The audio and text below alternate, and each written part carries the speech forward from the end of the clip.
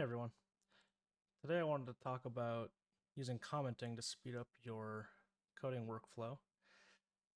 This is a concept that I think a lot of people who come from a coding background are used to, but people who get into Godot and then use that as a gateway into the coding world may not be familiar with.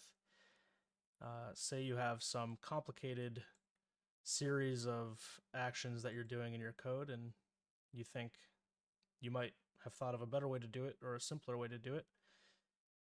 What I'll usually do is select the code in question. You don't even have to select it all. You just have to make sure you're on each line. Then you can drop a Control K, and that'll comment every piece of it, so you can save it for later in case you end up using that method. And then maybe you have come up with some easier way to do what you want to do. And you run this and you test it, and this actually didn't work out. Well, maybe you want to save that because it might work out in the future, so you can just hop back to this method, make some changes. Sometimes I'll have 3 or 4 different things that I'm trying at the same time, and I just comment out the clump that I don't want anymore for the time being, just in case I need that code for later. It's just a fast way to test different ideas without throwing away what you already have.